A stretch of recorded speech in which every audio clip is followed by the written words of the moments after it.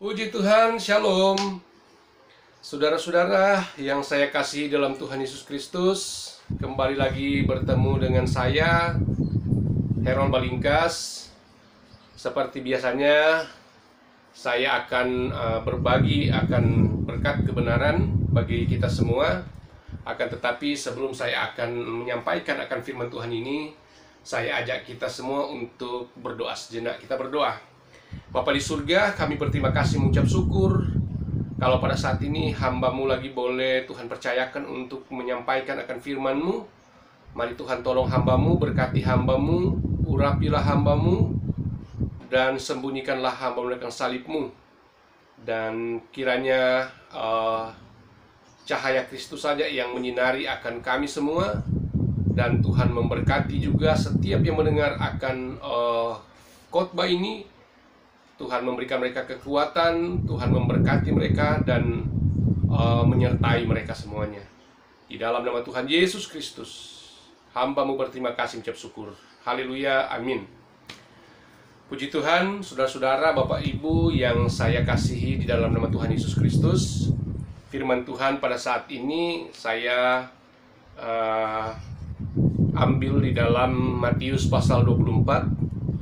Ayatnya yang ke-9 ya. Materi firman Tuhan pada saat ini saya ambil di dalam Matius pasal 24 ayat yang ke-9. Saya akan bacakan bagi kita semua. Pada waktu itu kamu akan diserahkan supaya disiksa, dan kamu akan dibunuh dan akan dibenci semua bangsa oleh karena namaku. Puji Tuhan, satu ayat saja yang akan membawa kita untuk menyampaikan akan kebenaran ini secara rinci dan secara komprehensif ya.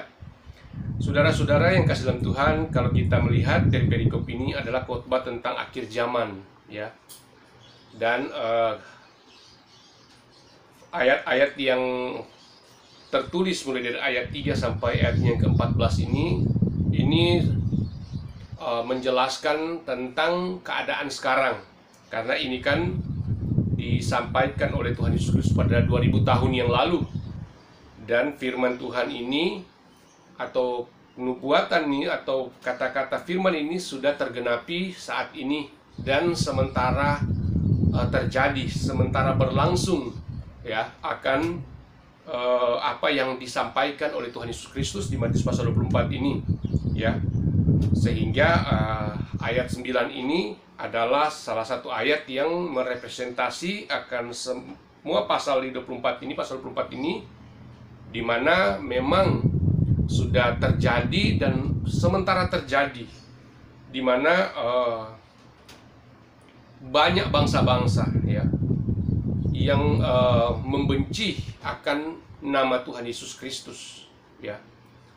Dan kebencian ini saat ini sudah semakin masif, semakin intens ya terjadi pada saat ini. Sehingga kita melihat berita-berita yang terjadi, peristiwa-peristiwa yang terjadi ya, bahwa memang banyak orang-orang yang percaya kepada Tuhan Yesus Kristus itu mengalami akan intimidasi, kekerasan, bahkan pembunuhan ya. Ini karena memang seperti yang saya sebutkan tadi, perkataan atau khotbah Tuhan Yesus Kristus ini ya pada 2000 tahun yang lalu sudah tergenapi dan saat ini sedang terjadi, sedang terus terjadi sampai waktu di mana Tuhan akan datang kedua kali menyatakan dirinya dan menjemput akan para saleh-salehnya atau orang-orang yang sungguh-sungguh setia sampai langkah yang terakhir. Jadi di sini kita melihat bahwa apa yang disampaikan oleh Tuhan Yesus Kristus ini semuanya sudah tergenapi dan terus akan terjadi. Bahkan lebih lagi ya, lebih lagi. Bahkan pun kalau kita melihat dari ayatnya yang ke-6 bahwa kamu akan mendengar deru perang atau kabar-kabar tentang perang. Namun berawas-awaslah, jangan kamu gelisah, sebab semuanya itu harus terjadi, tetapi itu belum kesudahannya. Sebab bangsa akan bangkit melawan bangsa dan kerajaan melawan kerajaan. Akan ada kelaparan dan gempa bumi di berbagai tempat. Akan terjadi semuanya itu.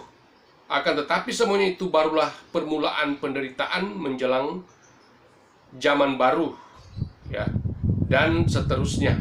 Jadi terjadi peperangan bangsa melawan bangsa, dan itu sudah terjadi dan saat ini masih terus terjadi, ya, perang antar negara, ya, kemudian perang antar kelompok, antar golongan, ya, perang antar suku, dan juga terjadi peristiwa-peristiwa yang dahsyat lainnya, termasuk gempa bumi, kelaparan itu sudah terjadi dan masih terus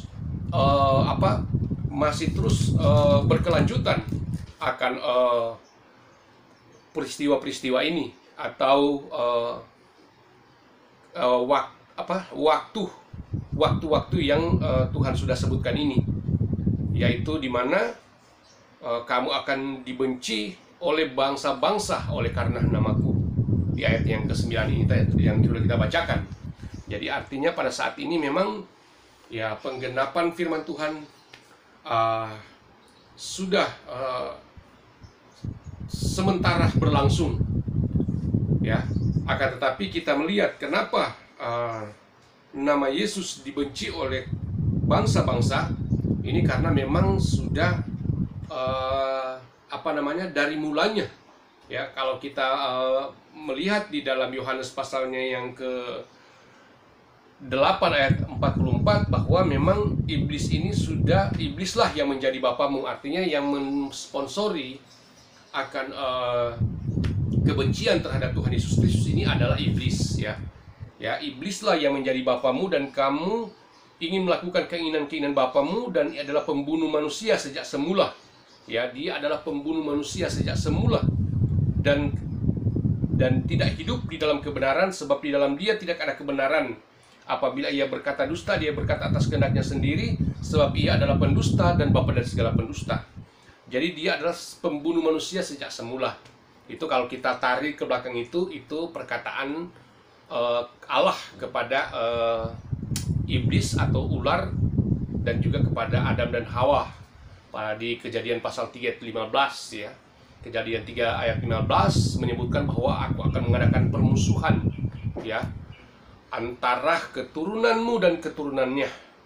Ya, keturunanmu itu adalah iblis, dan keturunannya itu adalah keturunan perempuan. Ya, keturunan iblis, keturunan perempuan ini akan meremukkan kepalamu, akan tetapi engkau akan meremukkan tumitnya. Itu kata Kejadian pasal 3 ayat yang ke-15. Jadi dia adalah pembunuh manusia sejak semula. Dialah dalang yang membuat nama Yesus ini dibenci oleh bangsa-bangsa. Jadi iblis mempengaruhi akan bangsa-bangsa oleh orang-orang tertentu, kelompok-kelompok tertentu, untuk membenci akan Tuhan Yesus Kristus. Jadi kita melihat bahwa inilah dasar kenapa nama Yesus itu dibenci.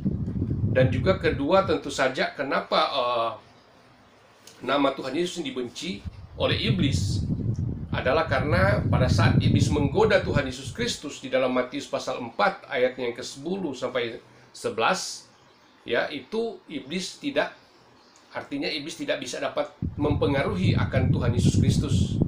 Karena pada saat itu Tuhan Yesus Kristus sedang berpuasa 40 hari 40 malam, dan iblis mencoba untuk menggoda Tuhan Yesus Kristus.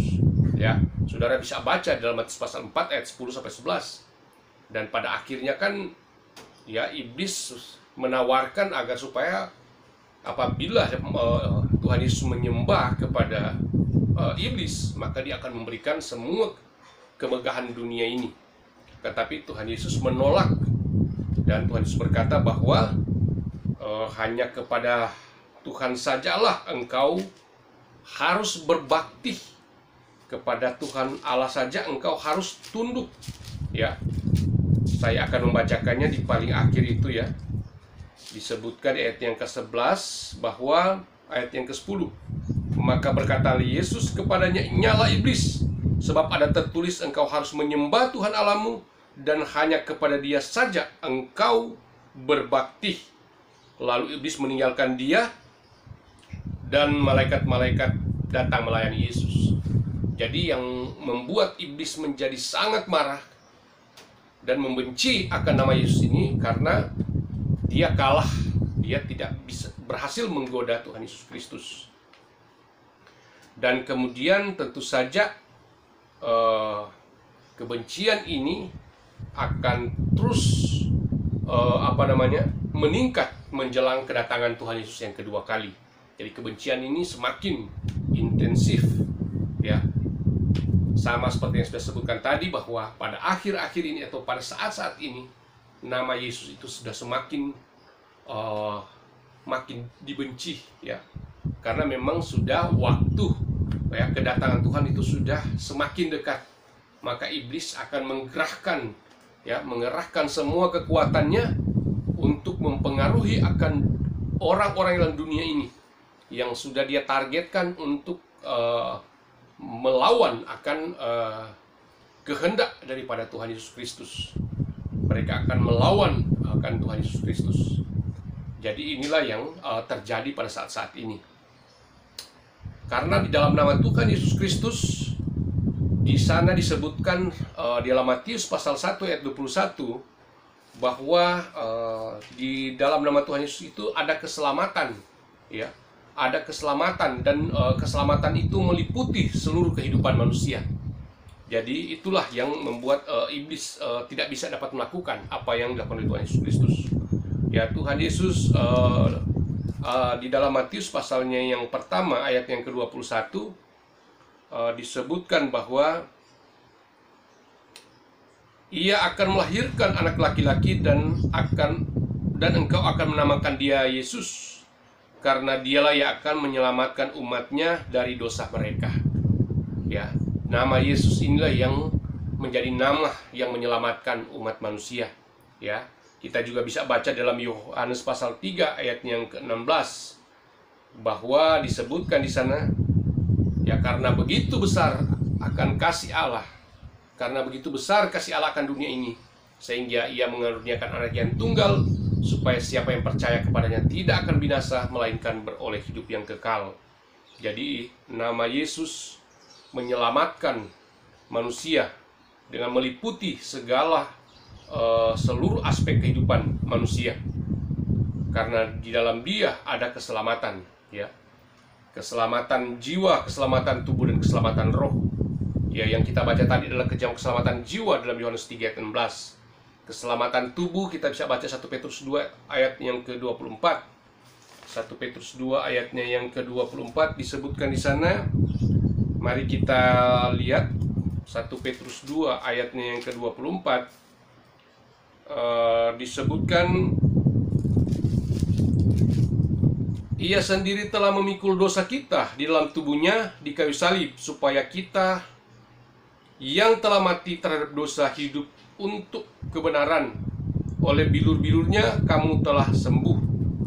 Matius pasalnya 1 Petrus pasal 2 ayatnya yang ke-24, ya. Jadi Dia sendiri telah memikul dosa kita dalam tubuhnya di kayu salib, supaya kita yang telah mati terhadap dosa hidup untuk kebenaran, ya. Kita dihidupkan, ya, karena kebenaran. Dan juga Yohanes pasal 4 ayatnya yang ke-23. Yohanes 4 ayat 23 disebutkan di sana. Yohanes 4 ayat 23 berkata bahwa tetapi saatnya akan datang dan sudah tiba sekarang bahwa penyembah-penyembah yang benar akan menyembah Bapa dalam roh dan kebenaran, sebab Bapa menghendaki penyembah-penyembah demikian. Allah itu roh, dan barang siapa menyembah Dia, dia harus menyembah dalam roh dan kebenaran. Jadi nama Yesus Kristus, ya, memberikan keselamatan di dalam tubuh, jiwa, dan roh. Yesaya pasal 53 ayat 5 juga demikian berkata, ya, di dalam Dia juga ada kesembuhan. Ya, bahkan pun kita melihat bagaimana rasul-rasul pada saat mereka menerima akan amanat agung di mana mereka harus menjadi saksi mulai dari Yerusalem, Yudea, Samaria sampai ujung bumi, maka kita melihat rasul-rasul memberitakan firman Tuhan dengan berani, dan juga mereka menyembuhkan orang sakit, mereka mengusir setan dengan menggunakan nama Tuhan Yesus Kristus. Jadi terjadi kesembuhan dalam nama Tuhan Yesus Kristus. Dapat dalam nama Tuhan Yesus Kristus semua ikatan kuasa kegelapan, roh-roh jahat semua dapat dilenyapkan, dapat dipulihkan, disembuhkan, dapat diusir ya dari orang-orang pada saat di mana rasul-rasul menyampaikan akan kebenaran, bersaksi, dan nama Yesus Kristus menuntun pelayanan para rasul. Bahkan pun sampai saat ini nama Yesus juga menuntun, memberi kekuatan, memberikan keberanian, memberikan semangat kepada para hamba-hamba Tuhan, para pendeta, para guru-guru agama, gembala-gembala, pastor, semua pelayan-pelayan Tuhan yang saat ini sedang berjuang untuk memberitakan kabar keselamatan, berita firman Tuhan dengan berani. Itu karena ada nama Yesus yang menyertainya. Maka itu iblis sudah semakin marah ya, sehingga kekuatan-kekuatan duniawi dia pakai, termasuk menggunakan teknologi yang saat ini sedang saya dan saudara juga ikut menggunakannya. Dengan segala trik, segala tipu daya, dia akan terus menggagalkan akan iman saya dan saudara, menggagalkan agar supaya saya dan saudara tidak mengikuti akan Tuhan Yesus Kristus. Ini fakta yang terjadi. Oleh sebab itu nama Yesus dibenci oleh bangsa-bangsa ya. Akan tetapi nama Yesus terus memberikan kita kekuatan, memberikan kita jaminan keselamatan, baik tubuh, jiwa, dan roh. Karena firman Tuhan berkata bahwa barang siapa yang percaya kepadanya tidak akan binasa, melainkan beroleh hidup yang kekal. Yang sudah saya sebutkan tadi, Yohanes 3 pasalnya Yohanes 3 ayat 16. Jadi inilah yang membuat mengapa saat-saat ini nama Yesus semakin tinggi atau semakin meningkat ya, kebencian itu menjelang kedatangan Tuhan Yesus yang kedua kali ya. Oleh sebab itu firman Tuhan berpesan bahwa ya, berjaga-jagalah dan berdoalah ya. Itu kata firman Tuhan. Firman Tuhan katakan bahwa kita tidak perlu takut ya. Kita tidak perlu takut karena memang semuanya ini harus terjadi ya. Kita terus berdoa, berjaga-jaga di dalam roh dan kebenaran, berjaga-jaga di dalam doa kita, di dalam ibadah kita ya, sehingga kita bisa terluput dari semuanya yang dapat menggagalkan atau dapat membuat kita menjadi takut dan menjadi lemah ya. Firman Tuhan katakan bahwa mereka yang bertahan sampai kepada kesudahannya, mereka akan memperoleh upah, mereka akan memperoleh berkat mahkota kehidupan daripada Tuhan. Itu Tuhan janjikan di dalam Wahyu pasal 2 ayatnya yang ke-10. Wahyu pasal 2 ayat yang ke-10 disebutkan di sana bahwa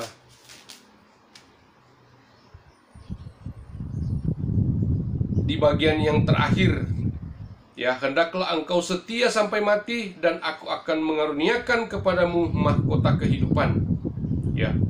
Dan juga di dalam Wahyu pasalnya yang ke-3 ayatnya yang ke-5 disebutkan di sana bahwa barang siapa menang ia akan dikenakan pakaian putih yang demikian. Aku tidak akan menghapus namanya dari kitab kehidupan, melainkan aku akan mengaku namanya di hadapan Bapakku dan di hadapan para malaikatnya ya. 2 Timotius pasalnya yang ke-4 ayatnya yang ke-7 dan sampai yang ke-8 ya. Rasul Paulus berkata bahwa sekarang darahku mulai dicurahkan ya, dalam ayatnya yang mulai ayat yang ke-6, mengenai diriku darahku sudah mulai dicurahkan sebagai persembahan dan saat kematianku sudah dekat. Aku telah mengakhiri pertandingan yang baik, aku telah mencapai garis akhir dan aku telah memelihara iman. Sekarang telah tersedia bagiku mahkota kebenaran yang akan dikaruniakan kepadaku oleh Bapa, oleh Tuhan Hakim yang adil pada harinya, tetapi bukan hanya padaku, melainkan juga kepada semua orang yang merindukan akan kedatangannya. Ya, tersedia bagi mereka mahkota kebenaran. Ya, di Wahyu disebutkan tadi bahwa mereka akan Tuhan tempatkan di kerajaan Bapa, di surga yang kekal. Ya, bahkan pun nama mereka tidak akan Tuhan hapus dari kitab kehidupan, melainkan aku akan mengaku namanya di hadapan Bapakku dan di hadapan para malaikat. Ya, yang luar biasa bahwa saya dan saudara, apabila saya dan saudara bertahan, apabila saya dan saudara tetap setia melayani Tuhan, maka ada upah bagi mereka yang setia, ada upah bagi mereka yang bertahan sampai pada kesudahannya. Ya, mereka akan memperoleh akan mahkota kehidupan yang akan Tuhan karuniakan, ya, kepada mereka yang setia. Ya, makanya di Matius pasal 24 tadi disebutkan bahwa tetapi orang yang bertahan sampai pada kesudahannya yang akan selamat. Jadi mari saudara-saudara, ya, walaupun saat ini kita sedang dibenci, ya, oleh semua bangsa, ya, kita dibenci oleh dunia. Ingat bahwa Yohanes pasal 15 ayat yang ke-8, jikalau dunia membenci kamu, ingatlah bahwa ia telah lebih dahulu membenci aku daripada kamu. Ya, jadi kita tidak perlu takut, kita tidak perlu khawatir.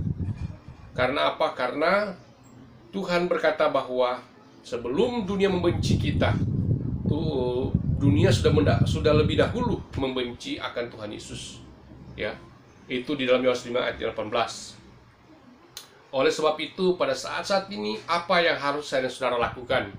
Ya, tetap setia kepada Tuhan, tetap berdoa kepada Tuhan.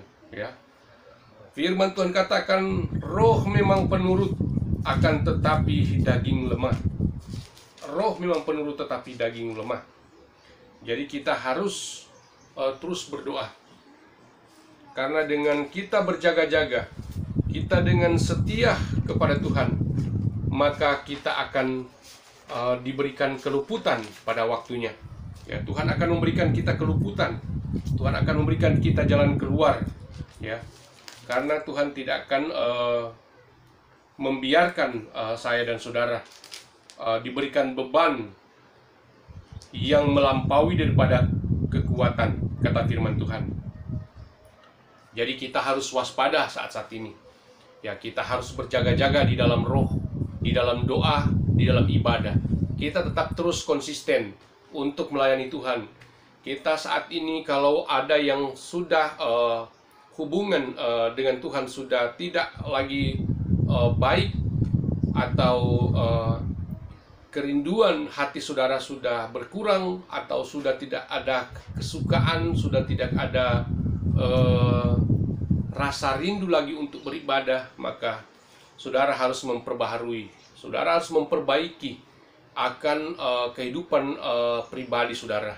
Ya, saudara harus membangun kembali hubungan yang baik dengan Tuhan pada saat-saat ini, agar supaya saya dan saudara akan mendapatkan keluputan. Saudara akan diberikan kekuatan oleh Tuhan. Ya, firman Tuhan katakan bahwa siapakah yang akan dapat memisahkan kita daripada kasih Kristus? Ya, itu kita bisa baca di dalam Roma pasalnya yang ke-8 ayat yang ke-35. Ini ayat yang sudah sering kita dengar. Tapi ayat ini akan menuntun, akan mengarahkan, akan memberikan kekuatan bagi saya dan saudara, supaya kita tetap terus bertahan dalam dunia ini. Siapakah yang akan memisahkan kita dari kasih Kristus? Penindasankah? Kesesakankah? Penganiayaankah? Ketelanjangankah? Atau kelaparan? Atau bahaya? Atau pedang? Jadi tidak ada yang dapat memisahkan kita. Ya, siapakah yang kalau Allah di pihak kita, siapakah lawan kita? Ya, Tentu saja tidak ada. Ya, siapakah yang akan menggugat orang-orang pilihan Allah? Ya, tidak ada yang dapat menggugat. Tidak ada yang dapat memisahkan kita daripada kasih Kristus. Ya. Roma pasal yang ke-8 ayat 31 sampai yang ke-35. Jadi tidak ada. Firman Tuhan katakan bahwa marilah semua yang lemah lesu dan berbeban berat. Matius pasalnya yang ke-11 ayat yang ke-28 sampai 30. Ya. Marilah semua yang lemah letih lesu dan berbeban berat. Aku akan memberikan kelegaan kepadamu. Ya. Jadi kita harus datang kepada Dia supaya kita akan diberikan kemampuan, diberikan kekuatan, diberikan kelegaan. Ya. Karena memang salib adalah merupakan suatu keharusan bagi orang yang percaya untuk menanggung itu. Firman Tuhan katakan bahwa barang siapa yang tidak mengikut aku dan memikul salib, ia tidak berlayak kepadaku. Jadi kita tidak bisa dapat melepaskan akan salib penderitaan itu. Ya. Kehidupan orang yang percaya pada saat ini memang dihadapkan dengan dua arah. Ya, pertama penderitaan di dalam kehidupan kita, yang berbicara penderitaan tentang keberadaan hati kita. Hati kita ini akan terus menguji akan saya dan saudara. Ya, artinya ketika hati kita menjadi lemah, maka kebencian akan tumbuh di hati ini, dendam, ya, kemarahan.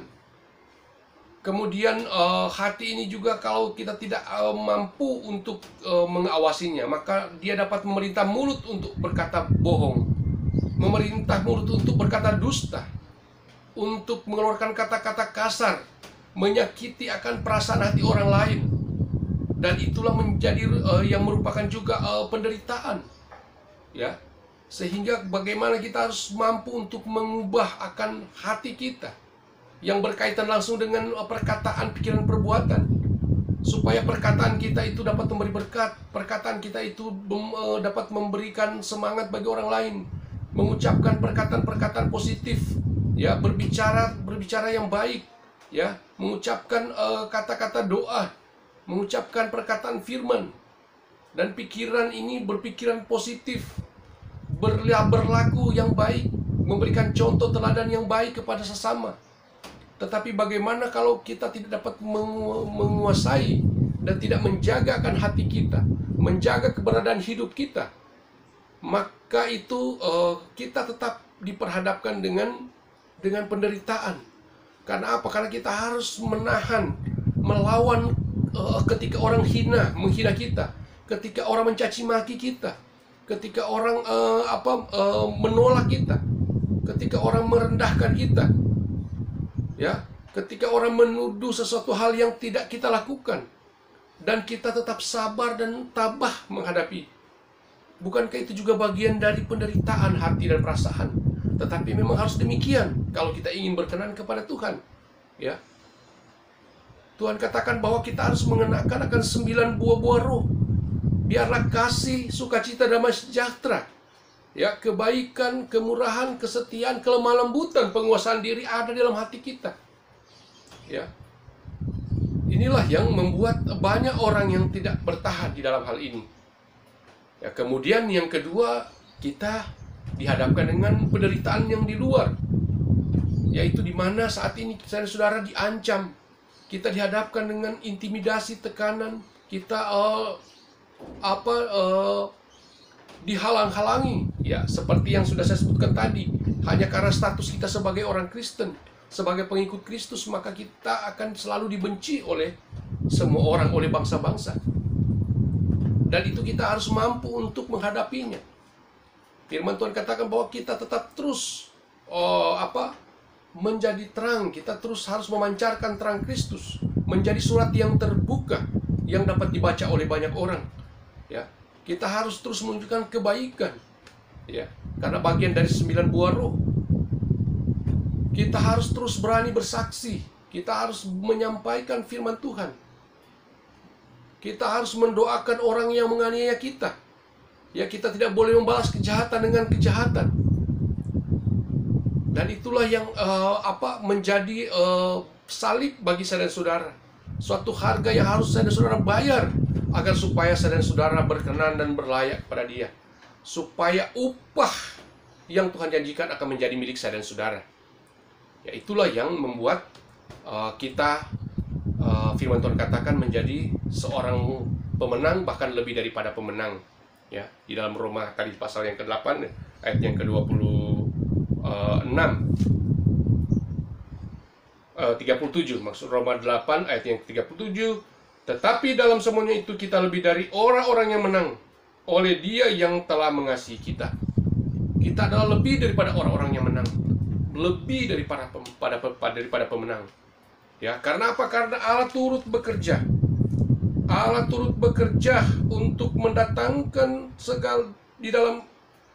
Allah turut bekerja dalam segala sesuatu untuk mendatangkan kebaikan bagi mereka yang mengasihi Dia, yaitu bagi mereka yang terpanggil sesuai dengan rencana Allah.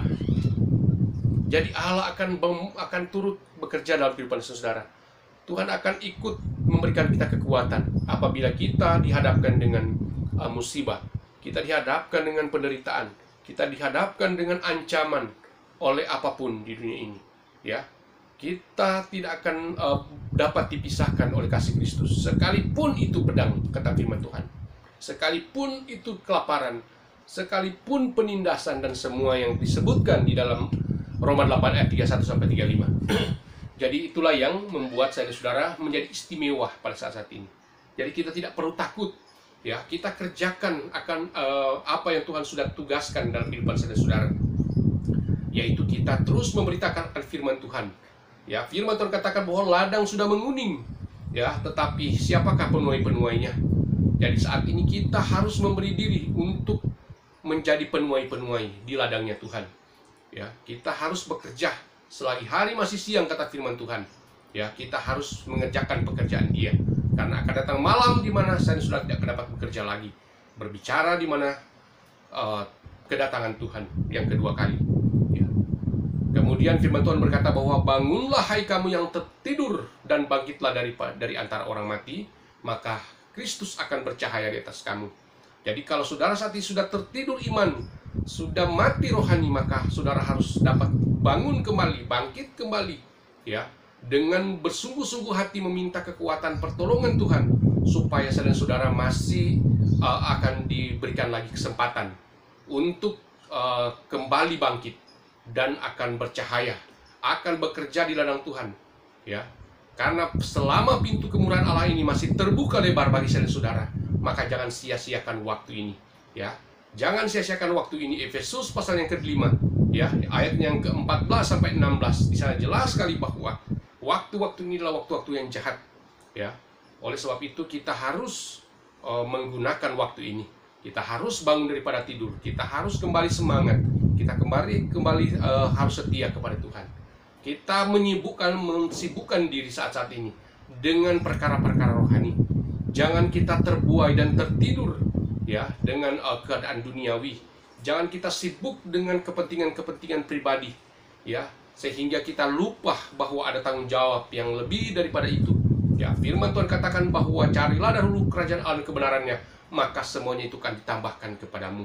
Oleh sebab itu, marilah, ya, saya mengajak, firman Tuhan mengajak agar supaya kita terus makin hari makin giat, ya, makin berlari-lari, kata Paulus, untuk menuju kepada satu tujuan untuk memperoleh hadiah, ya, di dalam Filipi pasal yang ketiga.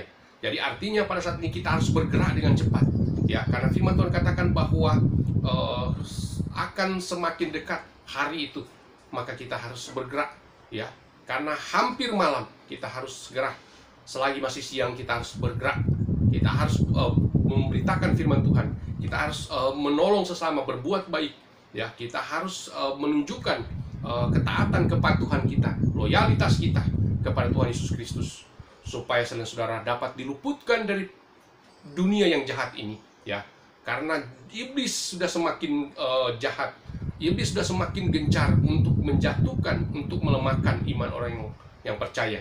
Bahkan pun di dalam Matius pasal 24 tadi, bahwa, ya, karena iblis sudah tahu waktunya sudah tidak lama lagi, maka disebutkan ya, orang-orang yang percaya, orang-orang yang setia, ya, dia akan menyesatkan akan orang-orang yang setia, bahkan pun orang pilihan dia akan menyesatkan, ya.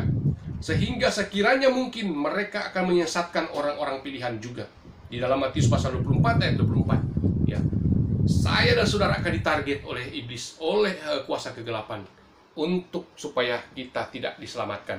Jadi kita harus ingat bahwa hanya bergantung total kepada Tuhan Yesus Kristus.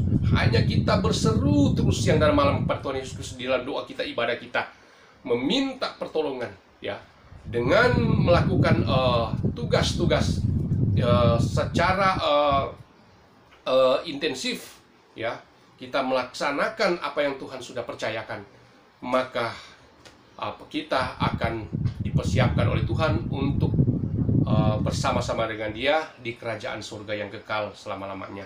Oleh sebab itu, kembali lagi firman Tuhan mengingatkan kita agar supaya kita tetap berjaga-jaga, kita tetap setia kepada Tuhan.